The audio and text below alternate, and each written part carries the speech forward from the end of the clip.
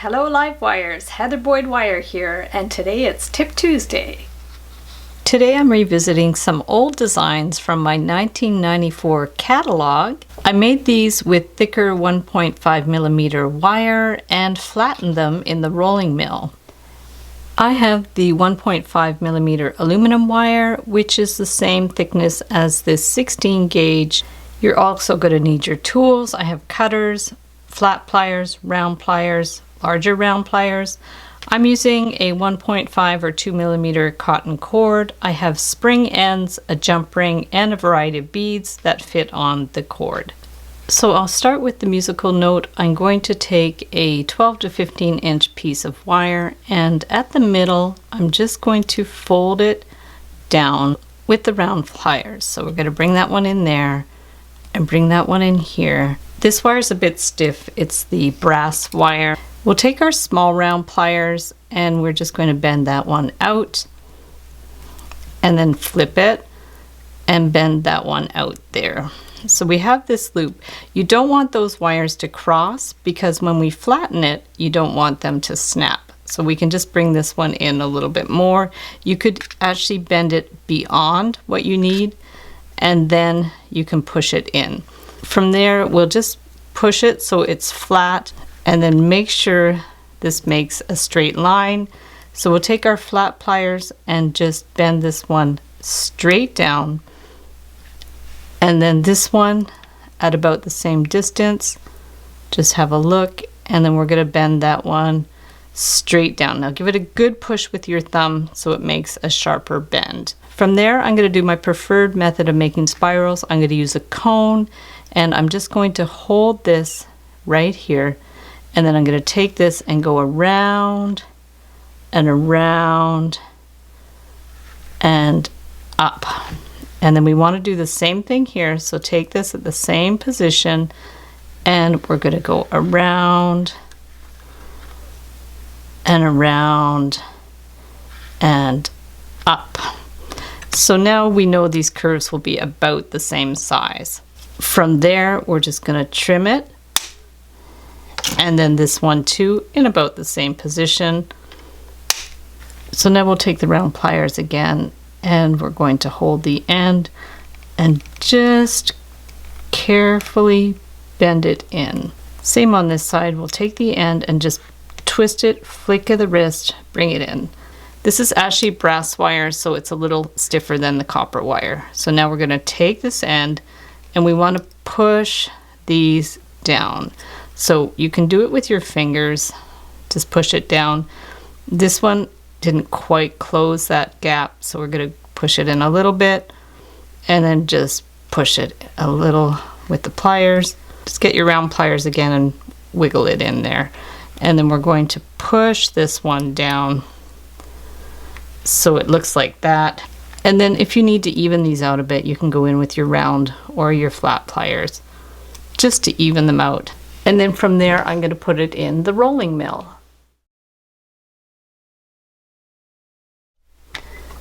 So I actually put it through the rolling mill about 3 times. Gradually, I made it thinner each time.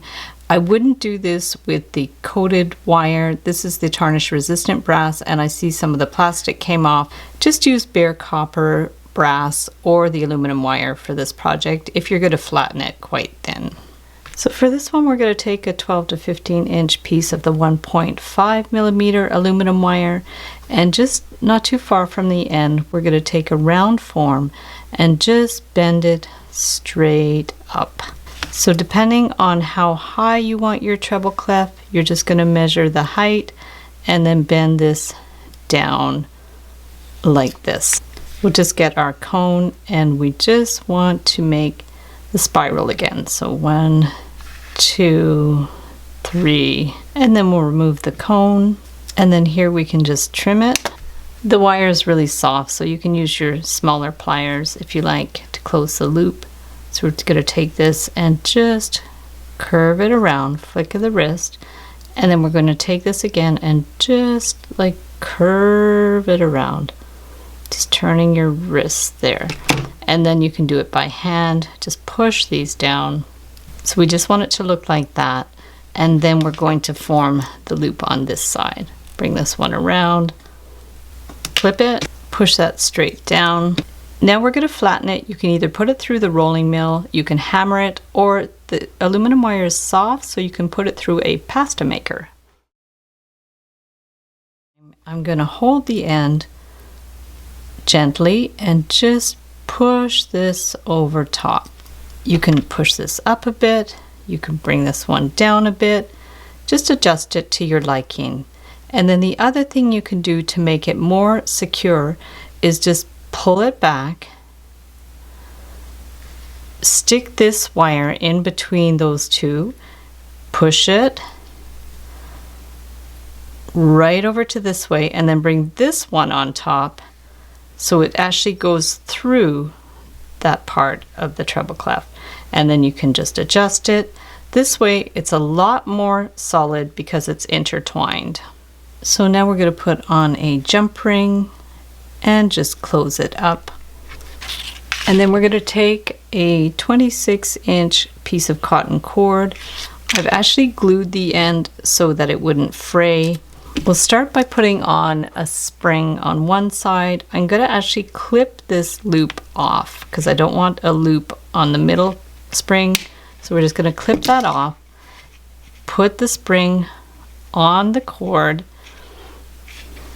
and then we're going to start beading it. So these are small crow beads, but they do have a large hole. So we're going to put one of those, and then an opaque one, another transparent one, and these are beautiful Peruvian ceramic beads, so I'm going to put one of those. I actually bought these ones about 30 years ago. I still had a few. Put another transparent one, the opaque one. Now we're going to put on the pendant, and then we're going to bead the other side. Once it's beaded, we're going to fold this in half and make sure this is centered. And then I'm just going to pinch this one in place so it doesn't move, flip it, and we'll pinch that one. So this is fixed in place. And now I have my little magic trick to make it adjustable. We're just going to take these spring ends. We'll just make sure they're sticking up like that. And I'm going to put one of them on here. And then I'm going to get the other one, just the loop again. We'll just stick the end in the spring so it goes right to the end. You can also put a little dab of crazy glue, and then we're just going to pinch that in. I would pinch it in a couple of places to make sure it's very secure. Make sure that's centered so that end is fixed. So you see we have one spring on the cord loosely. This end's fixed. We're going to stick this end through that loop, and then hold this spring and stick that end in there. This is how it becomes adjustable.